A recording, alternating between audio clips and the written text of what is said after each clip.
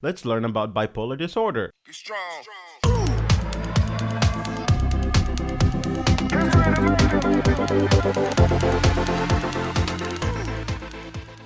I have bipolar disorder, type 2. There's not just one blanket term for bipolar like a lot of TV shows and movies mess up on.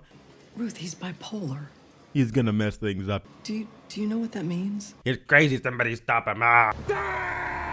And yeah, that's about it.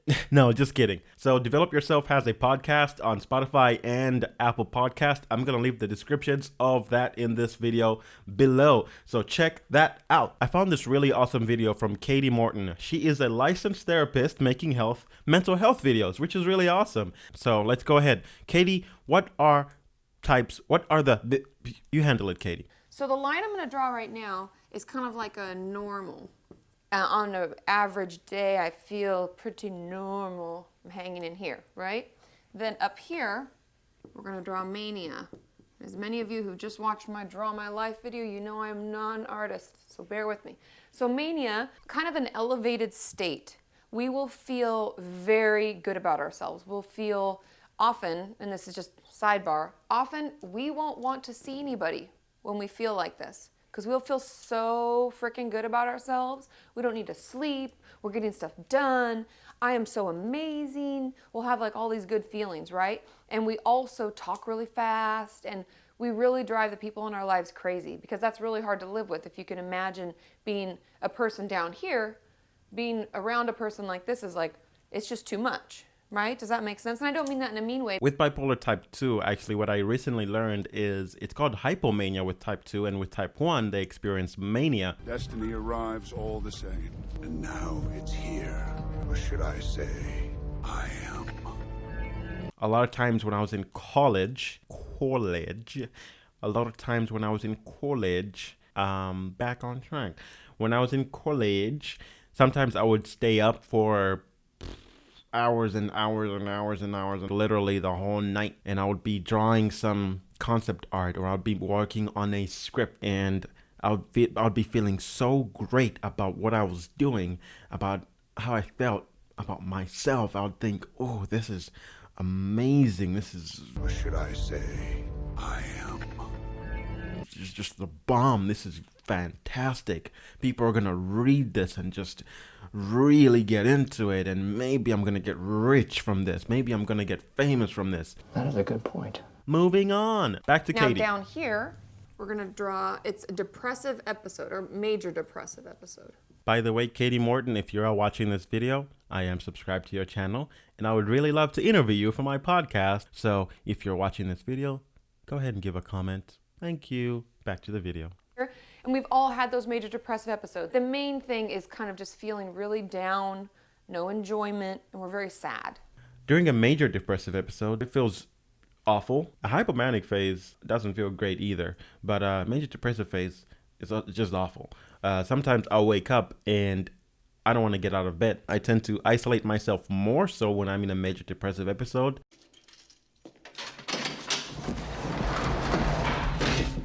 Than being in a hypomanic episode. When I'm kind of hypomanic, at least for me, I do tend to socialize a little bit more.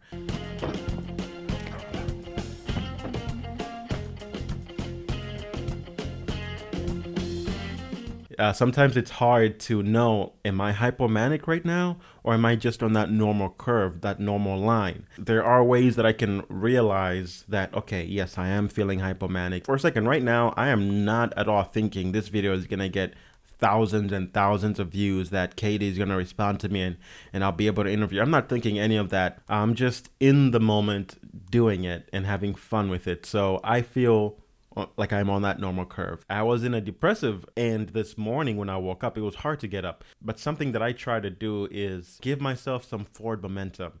Just literally, if I can get the first step out of bed, that creates some forward momentum. As soon as that happens, go in the restroom, brush my teeth, wash my face, take a shower. Just something, even if it's a mundane task, something that can give you some momentum. So for me, that works quite well. By the way, I gotta check on this camera, make sure it's still recording. The camera is still recording. Let's get back to the video. So when we talk about bipolar 1, okay? So we start out here and we're like right? We kind of go in between. It doesn't matter if we hit a depressive episode. All that matters is that we touch here and we have at least one manic episode. That is bipolar 1. Bipolar 2 disorder. So we start out So bipolar 2, the difference between bipolar 1 is we don't hit mania, because if we hit mania, we would be bipolar 1. But we have to have at least one major depressive episode. Just one. So this is bipolar 2. It's all about the mania. If you've had mania, you're bipolar 1. If you haven't, kind of here is kind of a hypomania, they call it, where you feel a little bit happy and excited, but not quite as good as a mania experience, okay? Making it visual is much easier to understand. When I was diagnosed, the psychiatrist actually did use a visual similar to this. He didn't break it down between 1 and 2 like she did, though. For someone who has bipolar disorder and you might not know where you'll fall into or what category you're in or whether you're 1 or 2, maybe this will help you realize that. But you're better off just talking to a therapist. So, moving on. So that's the difference. We have those two. Now I'm going to throw you a curveball. I'll start him in here. Okay, now you'd think, well, then they don't have bipolar disorder because they don't meet mania and they don't have a depressive episode. You are right. This is not bipolar disorder. They call this cyclothymia. They cycle between hypomania and kind of like dysthymia. And now dysthymia is a low-grade depression. So it would kind of be like if we just kind of hung in here. That would be kind of what dysthymia is. Mind blown, mind blown, mind blown. Cyclothymia? What was the other? Dysthymia, I believe. For the last 2 years, until I finally learned about this like last week, I always thought there were 2 types as well. So there you go. I mean, here I am, someone with bipolar type 2, and I didn't even know that there were 4 different types. So knowledge is power, y'all. You know, you might be in the bipolar category and you don't know because you have cyclothymia, the other one. If we hit mania, we're bipolar 1. If we don't hit mania and we have a depressive episode, we're bipolar 2. If we kind of cycle in between, it's called cyclothymia. And then if we only have a low-grade depression that kind of goes on for like years of our life, they call that dysthymia. Dysthymia. The best thing if we have bipolar disorder is honestly to see a psychiatrist or your GP or PCP, whoever your primary care doctor is. Break through the stigma of mental health issues, especially you movies and TV shows. Okay, so what she just said is the best thing to do is to see a psychiatrist. I completely agree with that. Even if they end up misdiagnosing you for the first 5 times that you go. I was misdiagnosed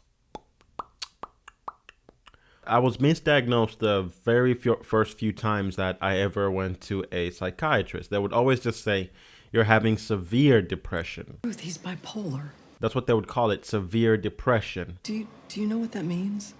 And they would prescribe me Zoloft at first. Made it worse, was not great, didn't help me. However, to be frank, okay, and to be completely fair, at the time when I had no idea that I was dealing with bipolar type 2, I don't know shit about fuck.